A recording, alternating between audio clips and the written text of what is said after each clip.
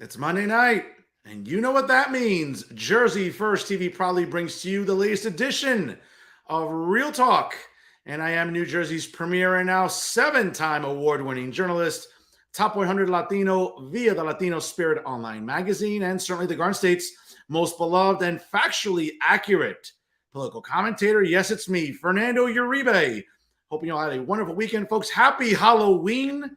Hopefully it was a festive Halloween weekend for us, sort of getting back to normal, as they say, enjoying Halloween parties. A shout out to Lefke's out in the heart of Bergen County in the Inglewood Cliffs. An amazing Halloween party this past Saturday night.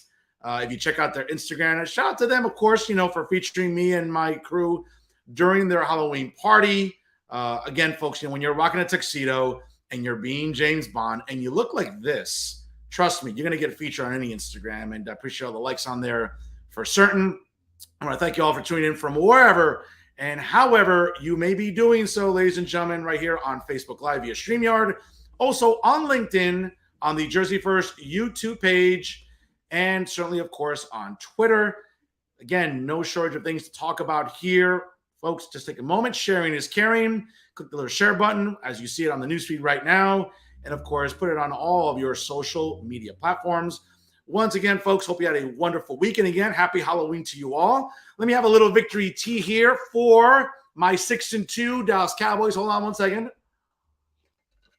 A little victory tea for my Cowboys, staying in the hunt in the NFC East. And I know that Eagles fans get all giddy, playing cupcakes on their schedule. It's all right. To all those Eagle fans, we'll get you back on Christmas Eve. Don't worry. I'm not worried about it, as the reigning and defending NFC Eastern Division champions are not out of it yet. They're right in the thick of the hunt in the NFC East, and good win yesterday as they approach the bye week, and certainly as November is right around the corner. Some tough games on the road, and of course coming up on Thanksgiving against the third place now New York Football Giants. We'll see where that goes. But again, folks, great weekend for NFL, great weekend for Halloween. For all of you taking a break from trick-or-treating, taking your kids out, we appreciate you tuning in here on Jersey First TV. And of course, folks, the reason that this show continues to do outstanding organic traffic, not with like a couple hundred views like some other journalists or supposed journalists, more like propagandists have in New Jersey. We're doing like 1,000, 2,000, 3,000. Folks, just check it out. The log is there, all organic, nothing boosted, nothing paid for, all organic traffic, because people like what I have to say, because I'm talking about everyday issues that matter to regular New Jerseyans, not pronouns, not stupid woke nonsense, not bathrooms, not, acquiescing to the alphabet army and sex ed curriculums, right? Trying to corrupt our kids. No, folks, I'm talking about everyday issues that matter now more than ever during this election season. And I always like to have good people on the program, especially very respected legislators on the show. And this week is no exception. Join us here live, ladies and gentlemen, one of our good friends and a guy who I highly respect. He's an assemblyman in the 40th Legislative District right here in the Garden State. My good friend and yours, folks. Kevin Rooney joins us here on Real Talk. Hey, good evening. How are you? Good evening. How are you, Fernando?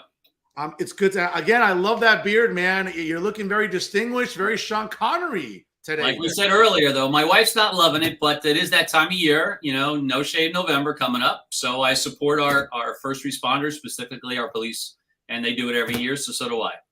All right. Distinguishing as always, Kevin.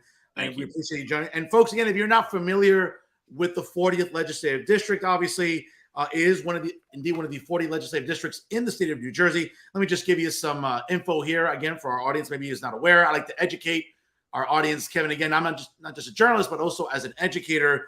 It does cover multiple municipalities in Bergen County, ladies and gentlemen, as well as Passaic County, and also in Morris, but essentially Allendale, Franklin Lakes, Hohokus, Midland Park, Ridgewood, Waldwick, and Wyckoff, and certainly in Essex County, the township of Cedar Grove, along with Morris County, which includes Penanaquack and Riverdale, and of course, along Passaic counties, Little Falls, Pompton Lakes, Totowa, Wayne, and Woodland Park. A very socially and economically diverse district, to say the very least, Kevin. It is. Yes. It's a great district. Unfortunately, some of those towns we're going to lose because we have been redistricted, right? So going into the new session, our next legislative cycle, We're going to be losing 4 of the Bergen towns, but we're gaining 6 in Essex County.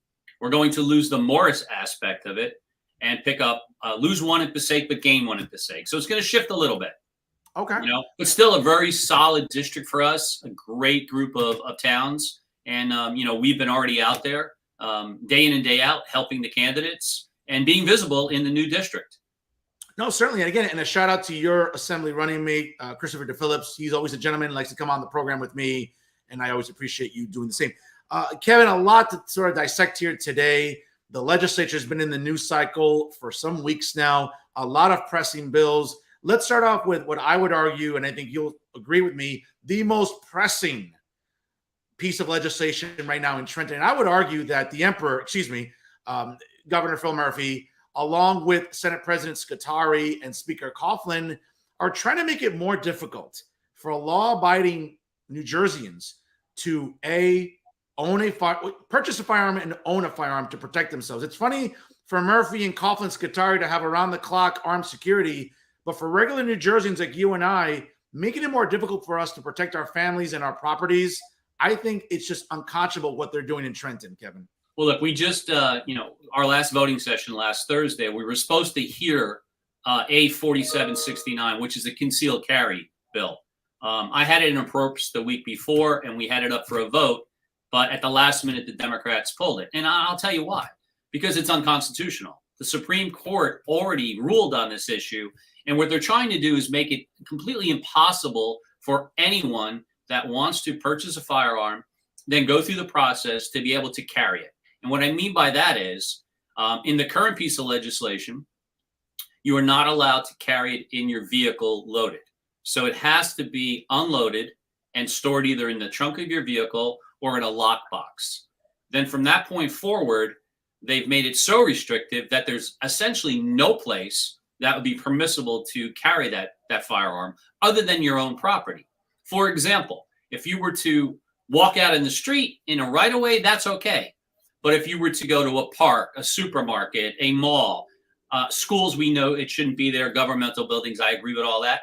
But unless you garner permission from a property owner, you are not allowed to carry that firearm onto the property. That's the first problem. Mm-hmm. Second problem is we all know what brandishing a weapon is. So think about this. You pull up at a permissible site, if you could find one, you're going to now have to take that gun out of the trunk, load it in full view of anyone passing by, and then put it on your person. Think about that. People are going to call the police saying, I just saw someone load their gun and walk into whatever. You don't think the police are going to be called? Sure. You know, so I asked the sponsor of the piece of legislation and appropriations, give me a place where you could actually carry your firearm legally, other than the middle of the road when you walk off your property. And, you know, he could not cite a specific example. And that's a problem. No, it certainly is. And folks, if you're just joining us right now, it's 6:08 here on the East Coast. Joining us live here on Real Talk via Jersey First TV is New Jersey State Assemblyman Kevin Rooney out of LD40 up in Bergen County.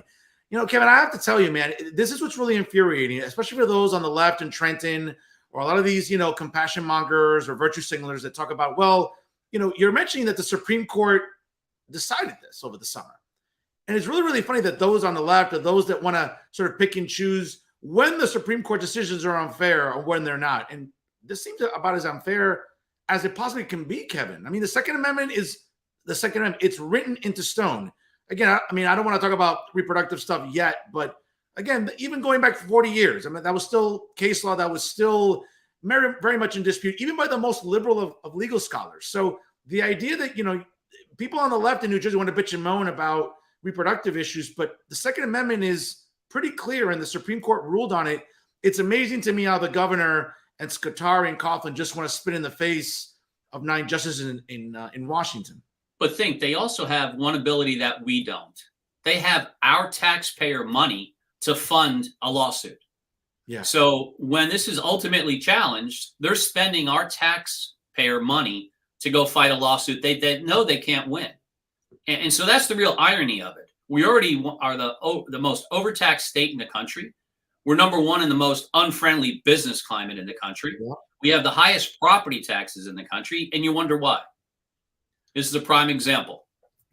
And it's funny to me because, you know, the governor and Democrats, especially like the fiscally responsible ones in Trenton, love to just waste money, whether it's on a lawsuit like this, like you just said it perfectly, or just bloating up spending and government in Trenton, right? Case in point, I mean, I go after, for example, unnecessary government agencies like the Office of New Americans, or just, you know, again, what we do in Trenton is coddling illegals and spending taxpayer dollars on that, taking money from the budget and putting it into a legal fund to help illegals get legal representation to fight deportation. And we're paying for that, Kevin. It's amazing to me where people on the left, where there's these insufferable activists or all these other, just what I call garbage humans. I know you're not going to say that. You're a gentleman. You'll take the high road. I don't have to.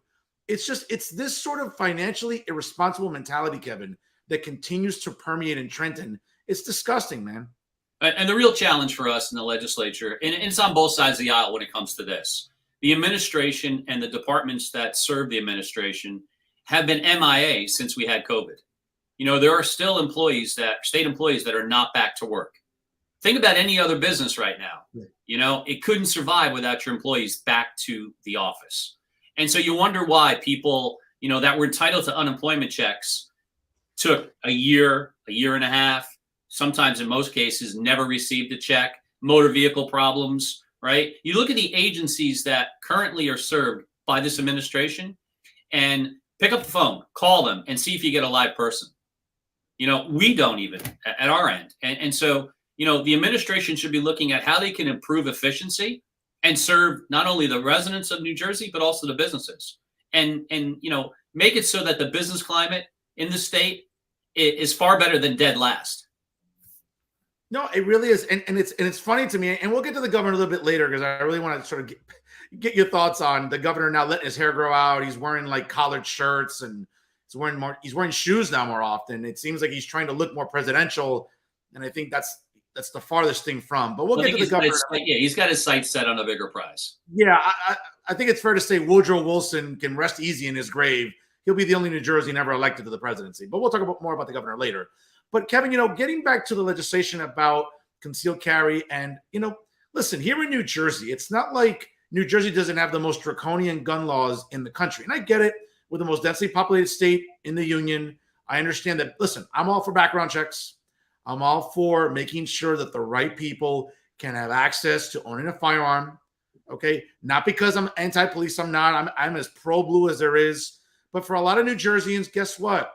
Waiting 2-3 minutes after a 911 call for police to get to your property in case something happens, that might be too long. New Jerseyans should be able to protect themselves. If Scutari and Coughlin and Murphy get to walk around with armed security around the clock, you know what? Regular people like you and I should have the same access. And I just think it's really, really myopic on their part, and especially for people in the legislature on the left that support this sort of draconian bill or lack thereof on their part. I just think it's irresponsible, Kevin. It is irresponsible. And look, you know, when this piece of legislation came about, you know, it was fast-tracked. 2 weeks through the process to get it to the floor. That's unheard of. So, you know, you really need to dissect this piece of legislation. I don't have a chance to, if you had a chance to look at it yet, but you look at what they want to see in it. They want you to have insurance. Makes sense, right? Except under the governor's executive order 85, there's a prohibition on having insurance in the state of New Jersey. All right. So that's the first problem. It's a $200 application fee. So there's a lot of folks out there that, you know, financially will not be able to afford a $200 fee. But be that as it may, it requires now 4 folks to be part of your background check, which is okay. Right. And then training. Right? I'm okay on all that, except for the fee at this point. No, Kevin, listen, I'll let you finish. I'm sorry. I mean, I know because I've gone through the process. I've sent in applications, the references. It's a laborious process. I get it. I want it to be lengthy, but it's, you know, it's becoming overly laborious now, even for responsible people like you and I. I'm sorry, Ken, I'll let you finish. I was going to say, and the problem with it is every 2 years, you need to go through that same process again. And so, you know, that makes it very cumbersome on the average, you know, law-abiding citizen in the state of New Jersey to possess a firearm and, more importantly, have a concealed firearm permit. That's provided there's a use for it because, again, where can you go with it at this point under this piece of legislation? You know, other than coming to your house and I get out of my car, I put the clip back in, I cock the gun, put it on my person, and I say, can I have permission to come on your property? Now, I would suggest, you know, we're good friends and you would give me a verbal permission. But anybody else, you want to have that permission written down. God forbid something ever happens. And again, think about it. Why would I actually want to load it and bring it on your property anyway? So I'm being wise about that. But, you know, you're not taking it into the Stop and Shop or the shop, right? Or the mall. You're not taking it into a park because there's a prohibition on a park. If there's been a government permit issued, you can't take it onto that piece of property. For example, your local church or synagogue has granted you permission to carry on the property, right? But they now have a food truck festival and they get a permit for their vendors. You are now prohibited from bringing that firearm onto that piece of property that was permitted the day before because you had permission. People are not going to be aware of all the regulations. It's amazing, again, how myopic Trenton, especially those on the left, continue to be when it comes to this. Kevin, let me ask you this, because I know that over the summer, right before the school year started, there were some municipalities even down south along the Jersey shoreline that were, for lack of a better word, were having armed personnel inside their school districts, where whether it's retired police officers, right, private security, whatever the case may be. I felt, I know it was Toms River. I'm just looking at my list here. Toms River was one of those school districts that did that. Toms River, for anyone that knows, down the Jersey Shore, is a very big town down in Ocean County. And that school district felt, hey, listen, we're seeing what's going on nationally. My heart goes out to families that are being affected by school shootings. I think that's a really good proactive first step. Do you think at some point New Jerseyans can expect that from the legislature, or is that just asking too much, especially by your Democratic colleagues who will say, no, we don't need armed personnel in our schools, when we know that's a good first barrier to stop school shootings, Kevin? Well, right now it's permissible, and there's many school districts that have security personnel, typically a retired police officer on the premises. I think it's a great idea if the school district can afford it. Sure. You know, I don't think the legislature should mandate it. Right? We have enough unfunded mandates coming out of Trenton. All right. Let the school districts make that determination based on needs, based on sensitivity, you know, and based on what the parents want to see. All right. I don't think we should mandate everything come out of Trenton, right? We're supposed to live, within our means, not beyond our means. And unfortunately, that's what Trenton does. And I'll give you an example of another piece of legislation that we went back and forth on, and that's having a secured firearm in your house, locked up, unloaded. And I raised the point, and I used someone that was in the audience. It happened to be a woman who had a restraining order on a former significant other. And, you know, so they went out and purchased a firearm. They were legally trained, had a legal ability to own that firearm because they were afraid and feared for their life within their own house. No children in the house. Think about this. That person now needs to have that gun locked in a safe, unloaded. By the time they get to that gun in that safe and someone breaks in, they're dead. It kind of, you know, it goes against the whole rationale of why they went for a restraining order, you know, and they don't want to hear it on the left. You know, they just have one focus in mind, and that's that you should not possess a firearm. No, absolutely. Again, what's good for them isn't good for you. And again, that's sort of like the mantra of people that are on the left, whether it's in government, like we see in Trenton, or activists all the time that want to lecture us, right, Kevin, about, and they virtue signal all the time, all right, about, well, you know, we don't need, this isn't Texas or Florida. That's fine. No one's saying, listen, to each his own, that's fine. But I say it quite often. Those great freedom-loving states of Texas and Florida get a lot of things right, Kevin, whether it's about concealed carry, whether it's about COVID, whether it's about spending. I mean, I don't have enough fingers and toes to list the amount of stats in Florida, right, on concealed carry. Just because people have guns legally and they can carry it, you're not seeing increase in law-abiding citizens going out and shooting up the place. All right, exactly. They go through the training process. They're intelligent about owning a firearm. All right, they're trained, they're conscientious, and they make sure that they only would use it in a dire emergency, right, to preserve their own life. So you're not seeing any increased violence based on a concealed carry issue in the state of Florida. Yeah, exactly. And it's one of these things where, you know, leftist activists or the virtue signalers here in New Jersey think that no one's talking about making New Jersey the Wild Wild West. No one's saying that. But again, making it more difficult for law-abiding citizens to protect themselves. And to your point about men and women that have restraining orders against their assailants, against people that have victimized them for domestic violence or domestic abuse. I mean, now we're making it even more difficult for these people who already live in fear of their lives to begin with, to now make it more difficult for them to protect themselves in their homes. It's unconscionable, Kevin. It's unconscionable. And again, I don't understand why the governor, the Senate president, and the Assembly speaker are so myopic.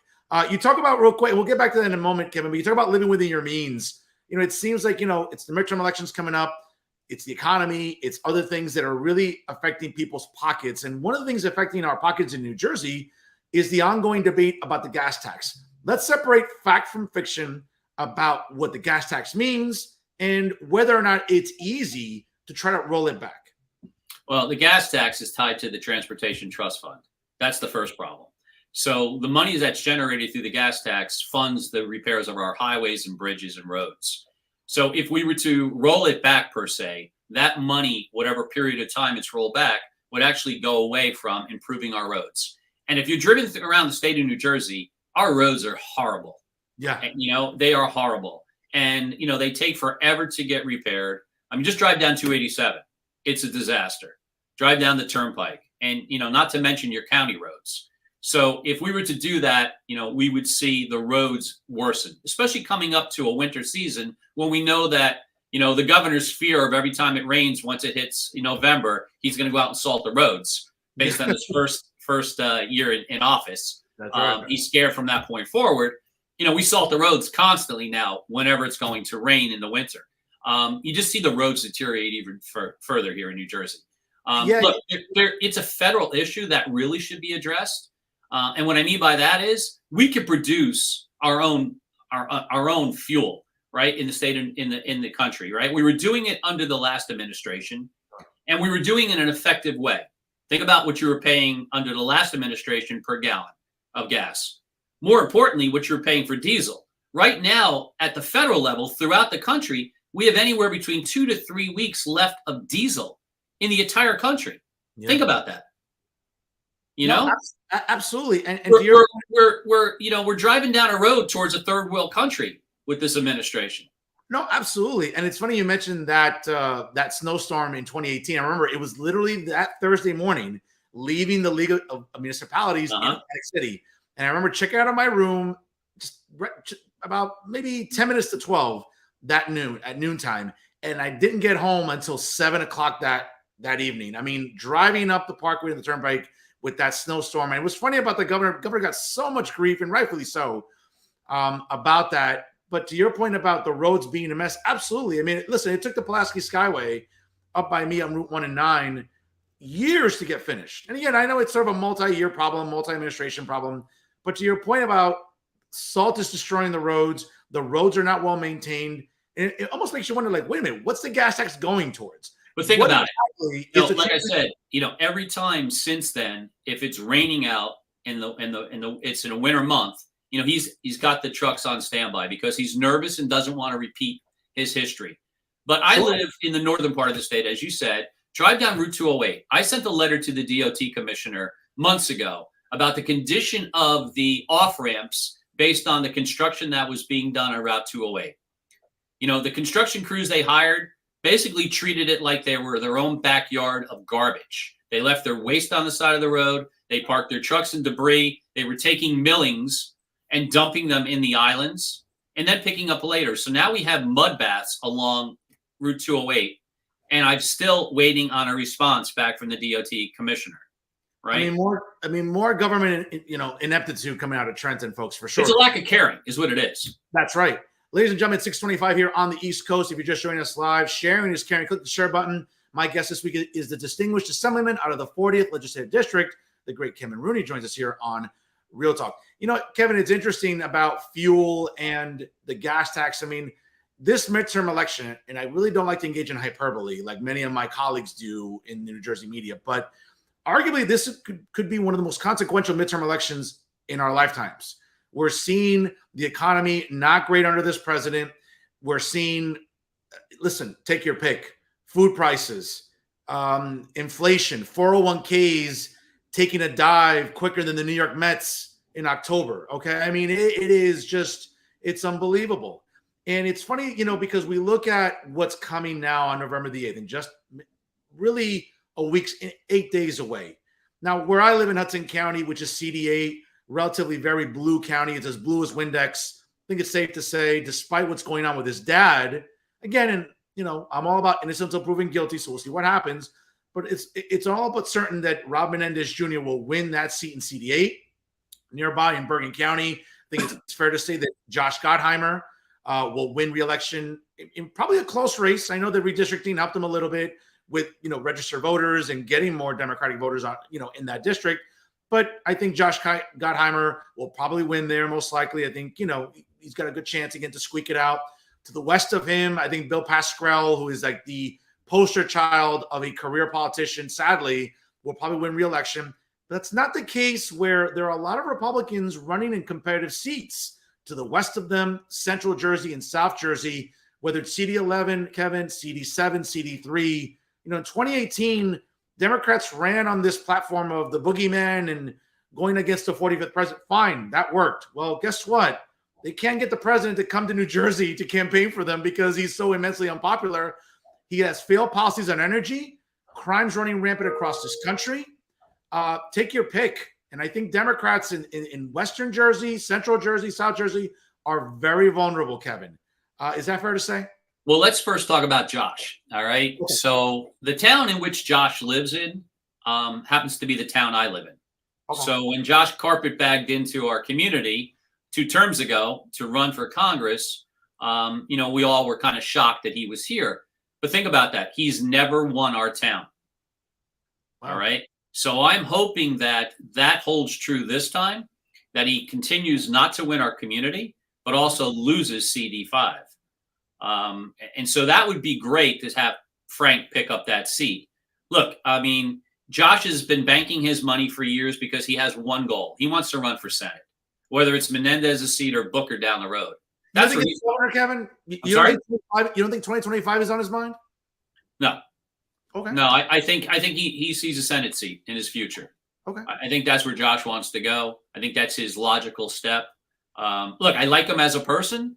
I'm not a fan of his politics by any stretch of the imagination.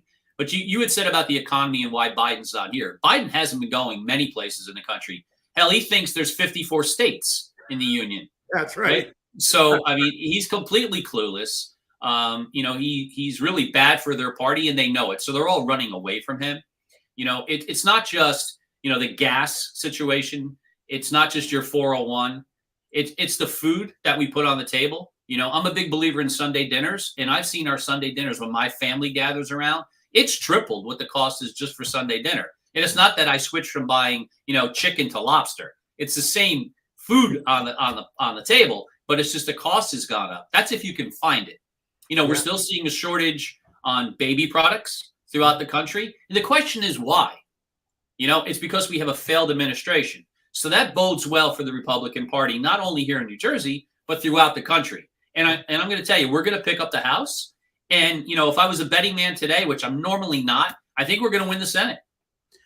Kevin, I'm with you. After watching Fetterman's disastrous performance last week against Dr. Oz, seeing the candidate out in Nevada as well, I got to tell you, even in Georgia, I mean, listen, I love Herschel Walker, as a Cowboy fan. Obviously, he's forever in my heart, obviously, for what he means. But I think Republicans, I was always thrilled with his candidacy, but spoke very well at his debate. Republicans are running, I think, not just in New Jersey, especially in Central and South Jersey and North Jersey too, but nationally about these blue cities being a disaster, right? All this defund the police stuff from 2020. I think there's receipts on that, Kevin. I think seeing how these cities have gone to absolute blank, it rhymes with it, folks, in case for everyone's not sure, okay? And whether it's baby food, formula, to your point about food itself. I mean, it's funny about Democrats on a national level, Kevin, talk about being the champions of minorities and of women.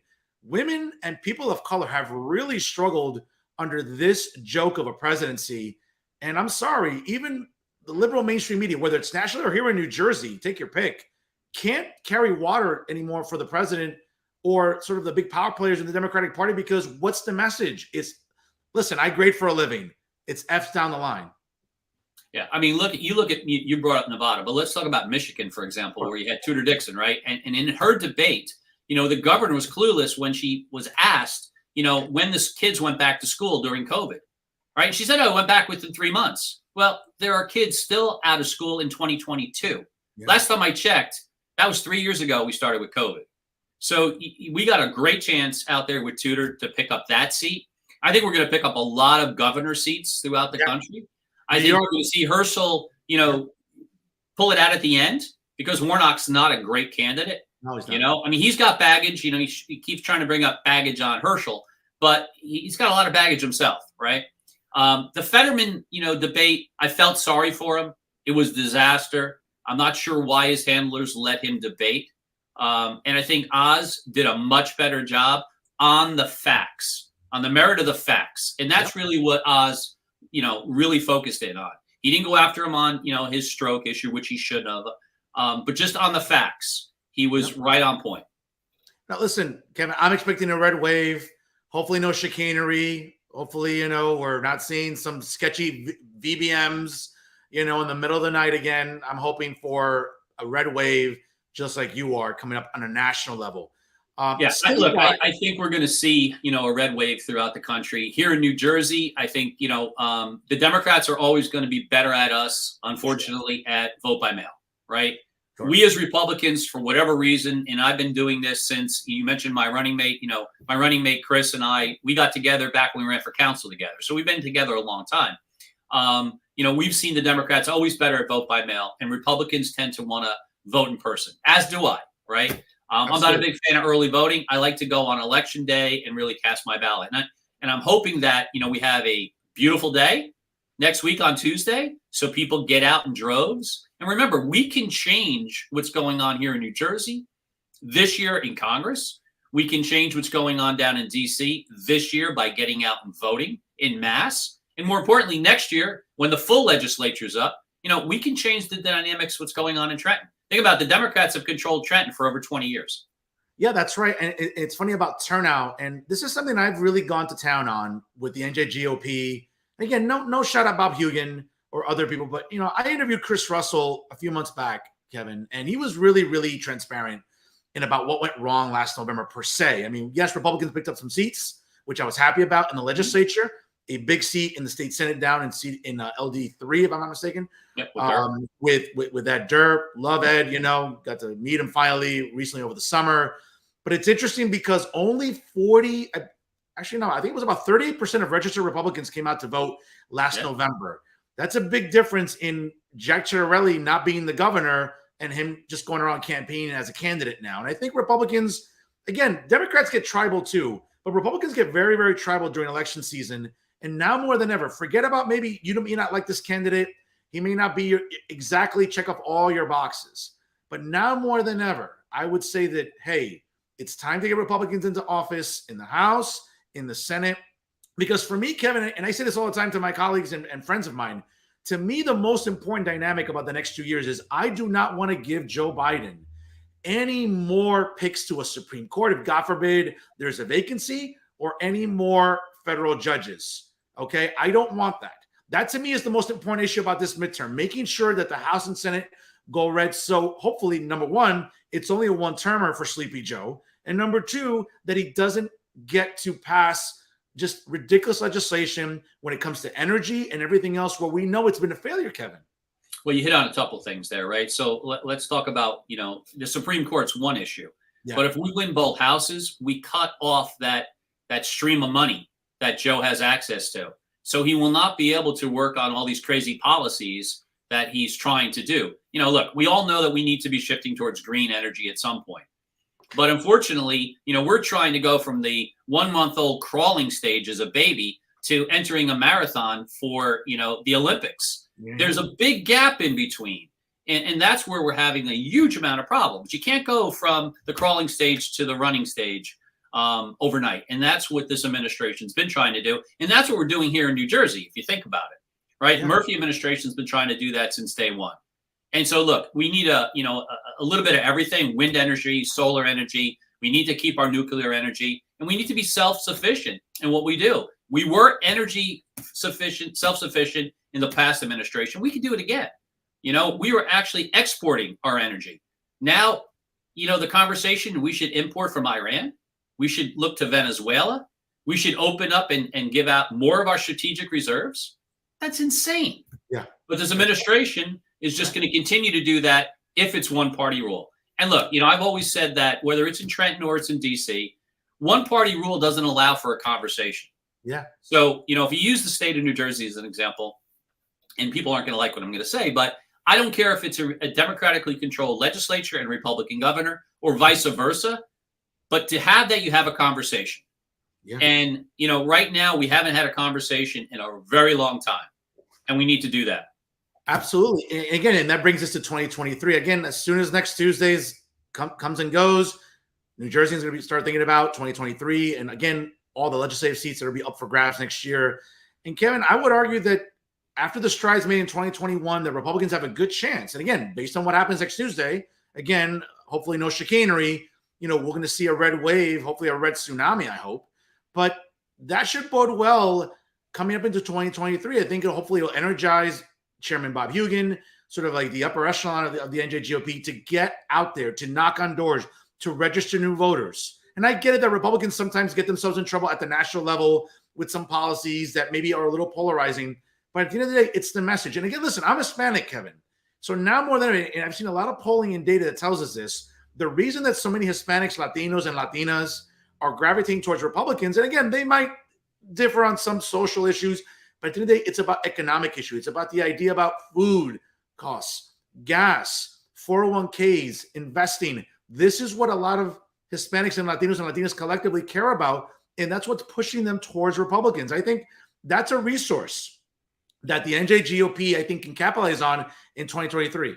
If you think about it, there are working class people, whether it's blue or white collar. And, if they've come to this country, they want to make a better place for them and their family, right? Just like I'm Italian Irish, when my descendants came over here, they wanted to make sure they had a better life for us. They want to do the same thing for their families. And so when you're hitting their pocketbook, and like I said, if their Sunday dinners are costing 3 times what they cost a year ago, if their gas prices are triple, if they have diesel, if they can even find it in a couple of weeks, this is hitting them hard, and it's hitting where they work.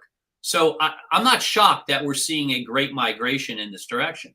And it's going to continue, not just with the Latinos, but it's going to be across the board, and that's a good thing for us. But, going back to what you said about 2023, I think this is an important element.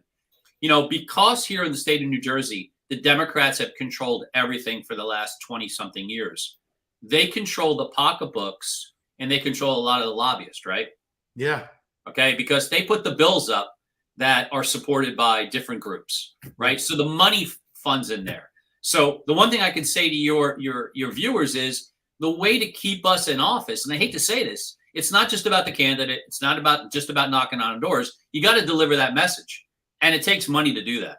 Yeah, that's right. No, look, I mean, the day after Chris and I won and Kristen won our last November, the next day is basically you're running again. You start at 0 and you got to build up your war chest because you got to go to war every time you're up for re-election. That's right. And next in November 2023, I think is going to be a very interesting year, especially for Republicans, to get, again, good candidates on the ballot to unseat some of these sort of long-term incumbents in Trenton, especially on the Democratic side, where they're not fiscally responsible. A lot of, Central, South Jersey Democrats, I'm sorry, I think they need the boot. I'm sorry. I have no problem saying that. Well, you're right. And if you want to see what the ones that are scared, when a controversial bill pops up, and I'll talk about a bill in a minute, they don't vote. They sit there, they sit there at their desks and, conveniently they're sipping water or they're looking away and they don't hit that. We have 3 different buttons that we can hit. Red, which is obviously no, green for yes, and then we can abstain, which is a yellow button. Sure. They have their choice. There's not a button that doesn't allow you to have a no vote. They just choose not to vote. So we just had a piece of legislation that my colleagues and I tried to change that went into law back in January of this year, which essentially going to our police officers. There's a prohibition on allowing our police officers in uniform to be within 100 feet of a polling station. All right, this is current law in the state of New Jersey. Okay. All right. So the bill sponsor was questioned back on the floor before this piece of legislation was signed into law as to give us some examples as to where people were actually intimidated. And she couldn't cite any specifics. So the bill came up at approps last week, or 2 weeks ago, excuse me, that she was requesting a change to the piece of legislation. And it was based on our two most vulnerable populations, our children and our seniors. So she wanted to amend the legislation to allow a police officer, now he or she cannot be in uniform, but she could be there, at our schools, if it's a polling station, and our senior centers. Okay, I'm okay with that, right? But I tried to make an amendment, which, you know, it's a Republican idea, so they're not going to embrace it. It's kind of a game. Since we've identified two vulnerable populations, then we should include our houses of worship, because we know we've had almost 30 different shootings at houses of worship since Columbine. I added our community centers, right? And then our public libraries. All three locations have most vulnerable populations, seniors and children present, and they're all used as polling stations. They would not amend the piece of legislation to add those, right? Why? Because it's a Republican idea. But more importantly, the bill should be thrown out to begin with, all right? Sure. Our police officers are not the bad guy in the situation. You know, it's the Democrats' idea that there's some kind of intimidation going on. But in fact, there's not, you know, and I also would say there's a lot of communities that want to see a police officer present. Absolutely. Absolutely. I mean, there's enough chicanery going on sometimes with electioneering that, again, I don't have enough fingers and toes to name the instances that we probably see all around the state when it comes to polling places all the time. Kevin, before I let you go, obviously, I'm pretty certain I'll see you at the League of Municipalities. I'll be there next month, right? Okay. We always take a picture. We always grab a drink. It's always good to see you. And I know, you know, I may not bring a smile to a lot of faces sometimes at the league, but I know yours is one of them. So I'm always privileged to come and, you know, share a drink with you at the league. Before I let you go, though, Kevin, you know, really when we think about what awaits Republicans here in New Jersey or even nationally, I would argue that it's about a message about the economy, about giving parents, you know, their rights back, the idea about, you know, what's gone wrong with COVID, these ridiculous mask mandates, whether it's in our colleges, universities, whether it's anything else. It just seems like Republicans have a really good opportunity to seize the moment and say, hey, listen, we're the party of freedom and choice, staying up for parents, making sure it's a thriving economy, not acquiescing to woke nonsense and pronouns and statutes and all that other stupidity that people on the left fixate on. I think Republicans have a really good chance in this climate to pick up seats and to sort of change the narrative coming up there, Kevin. Again, and you know, you mentioned before Jack Ciattarelli, and he lost by such a small margin, and we picked up seats based on Jack's performance. Yeah. Don't forget the school board, right? The group that ran for school board throughout the state of New Jersey, that drove voters. And you're going to see that this November, where it's driving voters back out again. Because first and foremost, you care about your children. And, you know, if anything good came out of COVID, it was that parents got to see what was being taught or not taught on Zoom. And so that fired them up, you know, and then the crazy policies that came out of Trenton with respect to educating our children and how they're going to perceive life going forward, you know, has really changed. I mean, you think about it. We voted on a piece of legislation that wants to put female, basically sanitary pads and tampons in bathrooms, right? Makes sense, right? So a woman doesn't have to go in school to the school nurse anymore, right? But those products also have to be now in the boys' bathroom. It's madness. That's insane. It's madness. And it's funny to me because I get a lot of grief and sort of my producers about, well, Fernando uses inflammatory language like the alphabet army and that we're acquiescing. No, folks, listen, kids are impressionable. And I get it that, you know, we want to sort of teach tolerance and that's all well and good. But the idea of a 5 or 6 or 7-year-old having to learn about transgenderism or about gender, I think it's ridiculous. Look, when you know, Chris and I originally voted on that piece of legislation, it was 9th through 12th grade. And we voted yes. That was back in October of 21, right? We voted on that piece of legislation and it said made sense, right? It was the same stuff that I was taught when I went to high school. Yep. Right. It went over to the Senate and got amended and used, and then went from kindergarten going forward.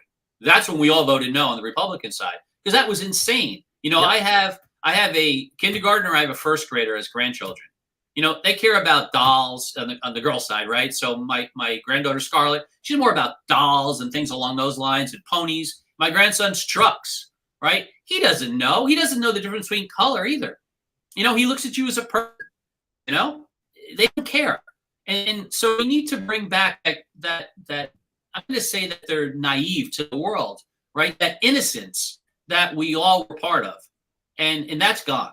And that's going to ruin the future for our kids. And that's what I'm afraid of. Look, you know, why do Republicans fight? Because we're all fighters right here in the state. We know we're in a state that's blue, really. We're not even purple anymore, but we're fighters. And we want to make sure that our children and our grandchildren have the same opportunities that our grandparents gave to our parents that gave to us. And that's the reason we're out there. And I think that's the reason you're going to see the state change. I think you're going to see the school boards be more effective going forward. And I think that's what you're going to see down in D.C. because people want to see a future. And right now, the future is grim based on the leadership that's currently there. Kevin, you said it perfectly. Before I let you go, I want to thank you for being in, Jim. I know you've had a long day. You always make it a point. And a shout out to your chief of staff, Matt Conlon, always a gentleman, for making this appointment possible. And you're always great to come on the show. I love your passion. I know we share the same ideals and beliefs. It's why I love having you back on the show. Thank you. I know you're a big fan. Continue sharing the episodes when you can, Mr. Assemblyman. But you're always great to talk to. I look forward to seeing you at the League of Municipalities later next month. And I'll give you the last word here tonight on Real Talk. Look, as I said, we have an opportunity to change not only, you know, what's happening in D.C. this year, but going forward, our school boards and the state. So I encourage everybody to get out and vote next week on Tuesday. Tell your friends. Tell your friends, right? You know, we talked about this the other day. Pick up your phone, five or 10 contacts that you know you can contact and say, look, you got to get out and vote. It's critical, especially down in D.C. Just ask this question. Are you better off now than you were last year? No. You can't answer that yes, because your 401ks are in the toilet. Your gas prices are up. Your food prices are up. And then if you could find product, it's impossible. And last but not least, think about a mortgage now for young folks. 7% going to 8%. That's insane. First time in, I think, almost 30 years that it's been that high. It's crazy. Ladies and gentlemen, he is Kevin Rooney, the distinguished state assemblyman out of LD 40 up in Bergen County. He's our guest this week on Real Talk. Mr. Assemblyman, have a good one. God bless you. Stay strong. And I'll see you next month. I'll see you there. Folks. Have a good one, Kevin. I'll talk to you soon. Bye-bye. Bye-bye. Folks, great episode there. Again, with Assemblyman Kevin Rooney. Listen, I admire his passion. I love what he stands for, as well as his running mate there, Chris Phillips, who also comes on the show regularly. Love those guys, man. They make sense. And again, folks, you know, we're living in this climate about, we have to worry about pronouns and bathrooms and this. No. We have to worry about everyday kitchen table issues that matter, talking about even in our living rooms when we're watching Sunday NFL football or watching the baseball playoffs or whatever the case may be.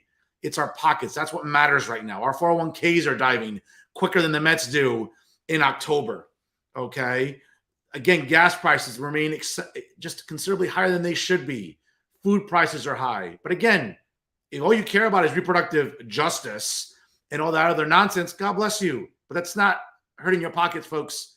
Vote accordingly, folks. Vote red next Tuesday, come up on November 8th. Again, let's take the House and Senate. It matters that much coming up on Election Day next Tuesday. Folks, again, before I let you go, you know what time it is. Yes, it is time for this week's winners of the worst journalists in the state of New Jersey. And of course, folks, I have to take the task. Okay.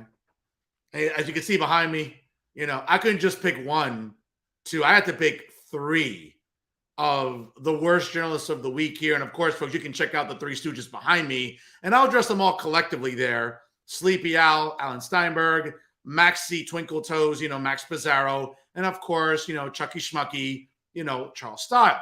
But I'll go one at a time here. But folks, you know, when we talk about the disservice to journalism that these 3 stooges give us every single week, you know, it should make you remember that, hey, they're not being honest.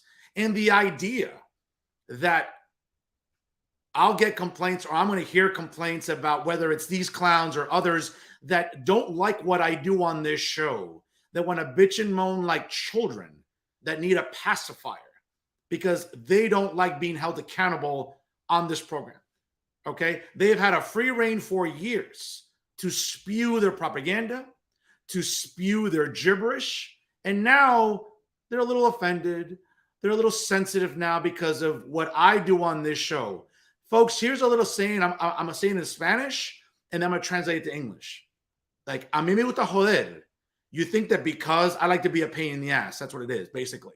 So do you think that you complaining that I'm being a pain in the ass is going to get me to stop? Here's another phrase in Spanish. Si tú crees que yo jodo ahora, yo voy a seguir jodiendo. Because it's not going to stop me. Do you think that because you're complaining or that you are for some reason unhappy or you feel offended that I'm taking you to task and I'm holding you accountable? Like, newsflash, yo voy a seguir jodiendo. Like, you're not going to stop me. And if you complaining is all of a sudden going to make me think, oh my God, maybe I should be nicer and not, maybe I should be not ridiculing garbage journalists. Yes, because by you complaining, that's just mysteriously and magically, I'm going to stop. Of course not. Yo voy a seguir jodiendo because I can. And here's a newsflash. There's nothing you can do to stop me either. So yo voy a seguir jodiendo. I'm going to keep being a pain in your asses until, well, you can't stop me. So I'm going to keep doing it until, I don't know, you do something about it, which none of you are going to. So let me start off with, again, our three stooges for the week here. And of course, folks, we talk about bad journalism. We talk about NorthJersey.com. We talk about the Bergen Record. We talk about the cesspool of journalists that write for this ridiculous website. And what's funny, though, is, again, you know, when you go on NorthJersey.com, now it's sort of a pay site. Now they're making people pay for their garbage. Never mind the fact you can't get it for free. Now you have to pay money to read their garbage articles. Now, again, I'm not going to pay for it. I have sources. I have resources of people that send me their passwords, and I get to read the garbage online. But of course, when we talk about garbage journalism at NorthJersey.com, of course, folks, you know, we can always rely, you know who, of course, on, yes, Chucky Schmucky, Charles Style. And Chuck, it's funny because, you you write an article last week here, and of course, you go on your Twitter feed saying referencing Tom Kean Jr., who condemned January 6th and accepted Biden's victory, says public trust in voting is vital to democracy. Okay, fair. Yet he stonewalls when asked about Trump, whose daily spewing of lies about his loss erodes public faith in the process. I have never met a man who's in his 80s, or actually probably early 90s, like Chuck, that fixates on the 45th president. Chuck, you need to fixate on the 46th president who's been an abject failure. Okay? Forget about what the 45th president's talking about. That's not important right now. It just isn't. What's important right now in this awful economy where 401ks are taking a dive quicker than the New York Mets, quicker than the Brooklyn Nets, okay? That's what matters to people. Gas prices, food prices, inflation. You can raise wages all you want, folks, but if inflation is still, even the fact that mortgages now are going above 7%. First time since, I don't know, probably Charles had hair, okay? That's how far back we're going when it comes to interest rates for mortgages. But you think that Chucky would think about that? Of course not, because that requires Chucky, like the other winners this week, to have, that pesky 4-syllable word, integrity. Yeah, Chucky, you know that word, integrity? I mean, I don't think I have to define it for you, but you know what you're lacking. But again, this is what Chucky wants to fixate on, okay? About January 6th and January 6th and January 6th. Chucky, newsflash, or political violence. Chucky, back in 2020, when 60 Secret Service agents were injured protecting Pennsylvania Avenue against BLM thugs, right, who were trying to break through a metal barricade to maybe go near the White House, right, because they were all about social justice. And of course, you're all about, glorifying a career criminal like George Floyd, which is what you did, Chuck, because never once did you write an article about 60 Secret Service agents being injured, right, protecting the White House. But you want to bitch and moan about January 6th? Really? Chuck, consistency, integrity. Again, these are big words for you. You need to practice them, Chuck. Okay? And in this economy right now that we're living in, it's not about January 6th, which, again, I cannot wait for Republicans to win the House and shut down that sham of a committee. What a waste of taxpayer dollars, time, and resources for that BS committee. That's what it is. But again, Chuck, you want to fixate on that. Again, that red wave is coming next Tuesday. And you know what? This is where leftist journalists, propagandists, let's be honest. You stopped being a journalist a long time ago. Okay? Like, you're a full-blown propagandist now. Again, have some integrity, bro. Folks, the economy. It's about reproductive justice and all that nonsense. Okay, feminists and cat ladies bitching and moaning about abortion. You can get an abortion tomorrow. You can get an abortion right now if you want. Or you can get a plan B tomorrow if you wake up after a drunken weekend, after, I don't know, single girl summer, or watching the NFL football, seeing the Giants lose and you're drinking your sorrows away. Well, guess what? And the Jets lose too. Well, guess what? You're going to wake up next to somebody you probably don't want to. Guess what? You don't got to worry about it. Plan B is available for you. But that's what Chuck wants to worry about. Stuff like that. Not the economy, because, he's living nice, writing a column once or twice a week, getting paid stupid money by NorthJersey.com to sit on his ass and write garbage columns. I mean, you got to love America, folks. What a country. Only in America can you compensate someone like Chuck to write garbage columns and make a good living off of it. I'm telling you, folks, God bless America. Really. Now, again, when we talk about the Three Stooges this week, of course, yes, we talk about Chuck, but we also talk about, as we know, bad journalism also exists at Insider NJ. And when we talk about Insider NJ, yes, ladies and gentlemen, we can always rely on its editor-in-chief. You know what I'm talking about. Yes. Maxie Twinkletoes. Yes, the man who loves horses. And really, horses love the man. So it's interesting because, last week, Maxie decided to write this column, which was really, really interesting, sizing up the implications of Spiller, right? For anyone who knows, Sean Spiller is the mayor of the People's Republic of Montclair and also, coincidentally, the president of the NJEA, the New Jersey Education Association, arguably the most powerful union in the state of New Jersey. How no one talks about that being a conflict of interest, much less Maxie, is mind-boggling to me. But again, more on that later. So this is funny. He writes about the formation announcement this week of Protecting Our Democracy sent more than ripple of interest to New Jersey's political establishment this week. As the jockeying among Democratic contenders for governor continues ahead of 2025, this newly formed 501c4 promised, quote, this is really funny, the launch of a robust campaign to defend against attacks on personal freedoms, restore confidence in government, and unity in our country, and serve as a bulwark against attempts to undermine the institutions that underpin our democracies at all levels of government. So, folks, let me just weed through all that gibberish, all this long-winded nonsense that Maxie Twinkletoes wants to espouse in this column. It's funny. The launch of a robust campaign to defend against attacks on personal freedoms. Maxie's the same guy that never held anybody in the legislature accountable, or Governor Murphy, when it came to mask mandates or vaccine mandates, or the fact that people, could have lost their jobs because of not getting a vaccine, or that students could not go back to school, college campuses, universities collectively, because of mandates. Is that the defending against attacks on our freedoms, Maxie, that you're writing about? Of course not. Or restoring confidence in government. Oh, yeah, that same government that, again, imposed draconian measures about COVID, about mask mandates and vaccine mandates, right? That continues to spend irresponsibly, that spends money on creating garbage bureaucracy like the Office of New Americans to coddle illegals, or money going into a legal fund to provide representation for illegals, fighting deportation. Is that the restoring confidence in government, Maxie, that you're talking about? Of course not. This is a good one here. And unity in our country. Yes, because Max Pizarro is concerned about unity in our country. The same fool who keeps getting this perpetual erection, right, about January 6th and about insurrectionists. Folks, you can check out muckrack.com and type in whatever journalist you want. And you can type in columns that they've written. And never once did you hear one thing about Maxie. Again, just like Chucky, talking about 60 Secret Service agents on the White House lawn or right outside Pennsylvania Avenue, trying to stop BLM thugs, because they were thugs, right, in the summer of love, right, in 2020, right, because they were all bent out of shape about, glorifying a career criminal like George Floyd. Again, by the way, check out Maxie's social media. You'll see one of his cover photos is of that career criminal. But, Maxie doesn't want to talk about that, right? Okay? Or the unity of our country. Max, you're not interested in anything, and neither is this organization. But again, God forbid you call out Sean Spiller. Again, how someone can be the president of the NJEA, a powerful union, and the mayor of a city, and nobody ever calls out that conflict of interest, much less you, Max, right? Again, the editor of a nonpartisan organization news site like Insider NJ is laughable. Okay. It was really, really funny. I mean, last week, folks, if you haven't checked out Heather Darling, great show that she had Maxie on.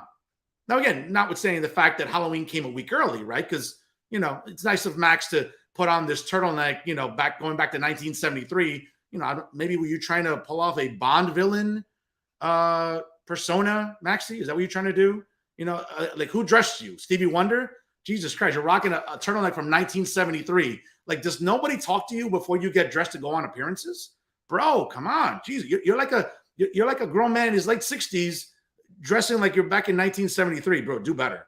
But again, let me get back to this garbage column here. So, of course, talking about, you know, this glorification of Sean Spiller, right? Another propagandist who had no problem, right, going along with the legislature and Governor Murphy and making sure that schools were shut down longer than they should have been. Okay? Never once did you call out Sean Spiller on that, right? Did you, Maxie? Of course not. Again, just like Chucky, you struggle with having integrity. Again, but let me continue, right? So, of course, you know, seeing here, now Insider sees Spiller as an emerging and maybe even significant player in the contest to succeed Governor Phil Murphy. Again, only Maxie Twinkle Toes would think of writing a sentence as intellectually bankrupt as that. A guy who purposely went along with draconian measures and never once challenged the legislature or the governor on this, where it ultimately harmed our kids' learning capacity and harmed our schools. But do you think Maxie would write about that? Of course not. Again, he's too busy riding horses or horses riding him. Again, for a guy that probably whose only job has ever been to write, to sit on his ass and write columns for decades. Again, you know, not that Maxie ever knew what having a real job looked like, but clearly he doesn't when he's writing garbage columns like this. And he's doing you a disservice by not calling out people that need to be held accountable. Again, for a guy whose only job probably has been, you know, writing columns his whole life, it kind of shows you the ineptitude we see in New Jersey media. But of course, you know, again, he works for Insider NJ, and, you know, you expect integrity out of there, right? Who's general manager, right? Who's so busy, right? You know, collecting money for revenue and advertising, but God forbid you ask him for a check. Oh, that's like pulling teeth. But he loves to bring in money. Or, of course, you know, here's a good one. Folks, if you've checked out the Insider NJ's invitation to the power party at the league, which, by the way, I'm excited to go to because I'm going to have every sip of alcohol possible at the expense of Petey and the Graham family, right? Kind of making up for like maybe checks I should have gotten more frequently. But let me not digress there, okay? The audacity to put on the invitation, we strongly encourage attendees to be vaccinated. Give me a break. Really, guys? It's 2022. We're going on 2023 in just a couple of months. Really? Is this what you're focused on? Okay. Again, whether it's getting advertising dollars, whether, again, it's the chairman of the Hawthorne Democratic Committee being the editor of being the general manager of a news site, how that isn't a conflict of interest is beyond me. But again, folks, that's the lack of integrity and consistency you can always rely on when it comes to Insider NJ. And of course, speaking of Insider NJ and lacking consistency and lacking integrity, of course, how can we forget Sleepy Al? Alan Steinberg. Oh my God, here's a good one. And of course, you know, Alan had to write one of his usual garbage columns, okay, talking about, you know, Tom Kean. He seems like he's fixated on Tom Kean. Bit of a man crush there, Ali, on Tom Kean Jr. Writes this sort of another one of his insufferable columns says, no word from Tom Kean Jr. on attempted murder of Paul Pelosi. Have you no sense of decency, Senator Kean? You know what's funny about you, Al? You're the same clown, okay, that when Representative, I believe, Scalise and Senator Rand Paul and even U.S. Supreme Court Justice Brett Kavanaugh were threatened with violence by obviously those on the left because those are the ones targeting them, not one column from you, Alan. Again, go to muckrack.com, look up Alan Steinberg's columns, okay, if you can stay awake, right? Because when you read Alan Steinberg, you're like this. You're like, oh, wait a minute. Oh, damn, it's only the first paragraph. That's what Alan does to you. So again, folks, you need a cure to insomnia, read Alan Steinberg. Read these garbage columns. Trust me, it'll cure you. But again, this is where Alan comes off as the hypocrite that he is, right? Where for some reason, not one column ever about denouncing violence on that side. But Paul Pelosi, right, the drunk, just like Nancy, right, drunken Nancy, right? We have yet to learn what's happened, folks. But you mean to tell me the guy in his underwear found a way to easily get into the house of the third most powerful, politically powerful person in the country, right? Where's the TV footage? Where's it? But of course, there's Alan Steinberg having a perpetual erection again about calling out the right, when we all know we've seen violence from the left for years now. Again, Representative Scalise, Senator Rand Paul, Justice Kavanaugh. You think Ali would write one column denouncing? Of course not. Because again, it requires this old fool, this clown, to have integrity. Which again, nobody has it at Insider NJ. Actually, no, let me correct that. Fred Snowflake does. I don't agree with a lot of what Fred Snowflake believes in, but he has integrity. He's a good journalist. Unlike Bobby Henley, Maxie Twinkle Toes, little JJ Lassiter, obviously Sleepy Al, and the rest of the clowns at Insider NJ. But again, that's a symptom of the bigger problem about the disservice to journalism. And Alan Steinberg is just as guilty as anybody. This fixation about violence or about January 6th. Again, Alan, did you have a problem during the summer of 2020 when 60, right? It's like also like the amount of years you're probably going to keep waiting for the Mets to win a World Series. 60, right? Okay. Secret Service agents got injured on the White House lawn trying to protect the White House and protect those barriers that were put up against BLM thugs. But do you think that Alan Steinberg would write about that? Of course not. He's fixated. He's blown a load. I mean, I don't know if he still can, but in his pants about January 6th, when we all know it's a farce. Okay. And what's even worse, again, check out Sleepy Al's Twitter. Okay. The audacity of this clown to put a picture of him many, many years ago. Again, the years have not been kind, Alan, clearly. All right. Talk about not aging well. All right. When you take a picture with Liz Cheney, whose father purposely lied us into a war that claimed the lives of tens of thousands of American servicemen and women, trillions of dollars were wasted by her father, Dick Cheney. But do you once even think for a moment, let me write one column about Dick Cheney. But you're having an erection, a full-blown erection about January 6th, and talking about denouncing political violence. Al, you've lost all credibility. Again, the idea that you go by every day calling yourself a journalist is a flat-out lie. You're a propagandist. There used to be a time I used to respect you. That time is long gone. I can't even stand the sight of you. That's how disgusting you've become. But you can sleep well at night. You're living in Highland Park, scratching your ass, doing nothing. Okay? All right? It's a miracle to me. I've seen you at the league. Isn't it way past your bedtime to be up that late? Like 7 o'clock in the evening? I don't know. But the point is that it's garbage columns like this where Alan, again, isn't focusing on the economy, on mortgage rates going up, about 401ks going up, right? These are things that matter, Alan. Okay? Kitchen table issues. And I appreciate you, citing me there on a column there. Obviously, you want to give me any credit. But folks, that's what matters this election season.